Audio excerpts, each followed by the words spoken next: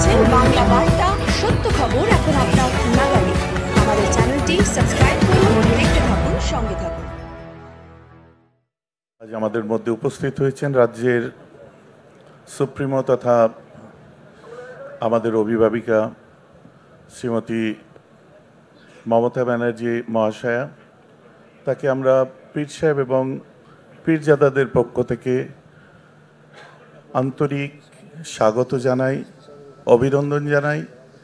আজ পীর আবু বকর সিদ্দিকী রহমতুল্লাহ আলাইহি, যার এই পবিত্র ভূমি, যিনি যুগ তথা সমাজ সংস্কারক, জাতি ধর্ম বর্ণ শ্রেণী গোষ্ঠী সম্প্রদায় নির্বিশেষে তার যে বিশাল কর্মকাণ্ড ইতিহাস তার সাক্ষ্য দেয়, তারই এই পবিত্র ভূমি ফুরফুরা শরীফে বারবার আমাদের মধ্যে এসেছেন বিভিন্ন কার্যকলাপের শুভ সূচনা করতে, যেগুলো আমাদের রাজ্যের মুখ্যমন্ত্রীর দ্বারা ইতিপূর্বে সংগঠিত হয়েছে।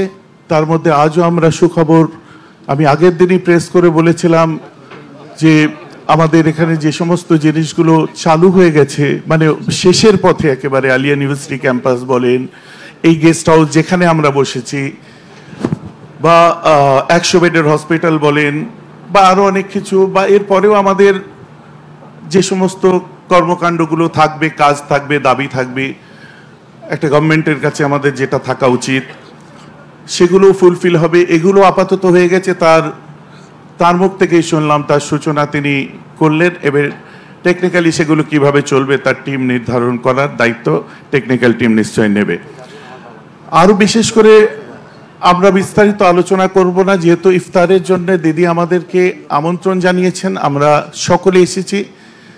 সমস্ত পীরজাদারা আমরা উপস্থিত হয়েছি, বয়োজ্যেষ্ঠ পীর সাহেব তাঁরাও আশীর্বাদ করছেন, অনেকে আসতে পারেননি,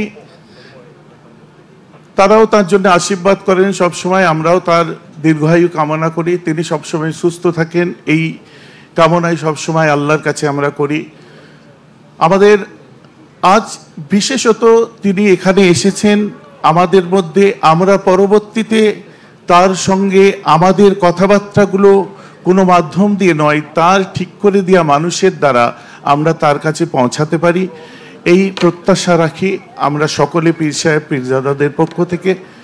কারণ আমরা ফুরফুরা শরীফ এমন এক তীর্থভূমি, যার পাশেই 8 কিলোমিটার দূরে আমাদের সারদা মায়ের আঁতুরঘর, এখান থেকে 12 কিলোমিটার দূরে মা রাজবল্লভী মায়ের মন্দির, এখান থেকে 17 কিলোমিটার দূরে বাবা তারকনাথের মন্দির, এখান থেকে কিছু দূরে গেলে ব্যান্ডেল চার্চ আমরা দেখতে পাই।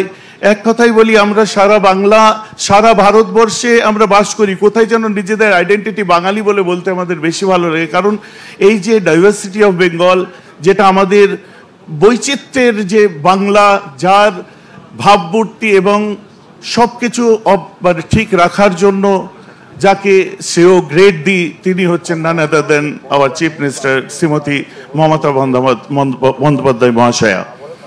অতএব আর আমি বিস্তারিত বলবো না, আমাদের মধ্যে আমাদের সিনিয়র মোস্ট চাচাজিরা এসে পৌঁছেছেন, পীর সাহেবরা আমাদের মধ্যে এসেছেন, জনাব হজরত পীর হাসান সিদ্দিকী সাহেব এসেছেন, আমাদের মধ্যে উপস্থিত হয়েছেন হজরত পীর ইদ্রিস সিদ্দিকী সাহেব, তাদেরকেও আমাদের এই মঞ্চে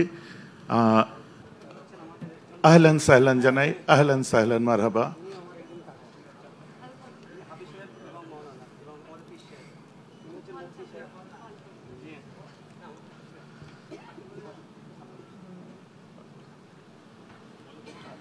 তো আর তার যে কর্মযজ্ঞ আমি বিবরণ করছিলাম, একদিনে সবকিছু শেষ হয়ে যাবে না, একদিনে সবকিছু শেষ হবে না, ধীরে ধীরে অনেকটা না হলেও অনেকটার প্রাপ্তি আমরা যেমন স্বীকার করেছি।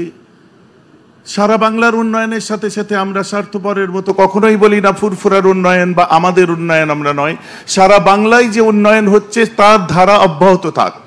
আজ আমাদের বলতে ভালো লাগে, ওয়াকফ অ্যামেন্ডমেন্ট বিল নিয়ে যে অপোজ করেছেন যিনি, তিনি আমাদের সামনে বসে আছেন। ট্রিপল তালাক নিয়ে অপোজ করেছেন যিনি, তিনি আমাদের সামনে বসে আছেন। পিছিয়ে পড়া মানুষদের জন্য এই জাতপাত উঁচু নিচু, এই যে বিভিন্ন ক্ষেত্রে যে ক্লাস যে একটা নির্ধারণ করে যে বিভিন্ন ক্ষেত্রে বৈষম্যের লড়াই চলে, সেই বৈষম্যকে ঘুচিয়ে দিয়েছেন তিনি, আমাদের মধ্যে বসে আছেন। আমাদের ভালো লাগছে তাকে আমাদের মধ্যে পেয়ে।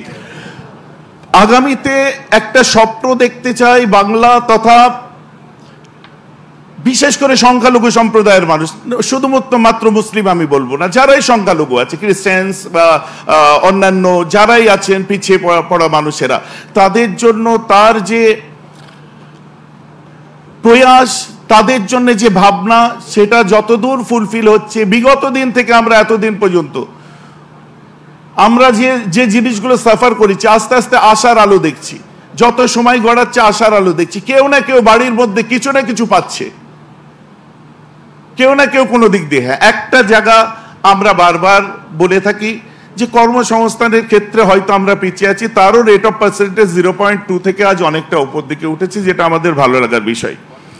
এবং সার্চার কমিটির লাস্ট রিপোর্টের থেকে এখন যে আমাদের রিপোর্ট, সেটা অনেকটা উন্নত হয়েছে, উপরের দিকে ঊর্ধ্বগামী। এই রেশিও গভর্নমেন্টের মানুষেরা আরো ভালো বলতে পারবে, যেটা আমরা 0.2%, পরে 2%, আদার্সদের মধ্যে থাকা, সেখান থেকে আমরা উঠে এসেছি।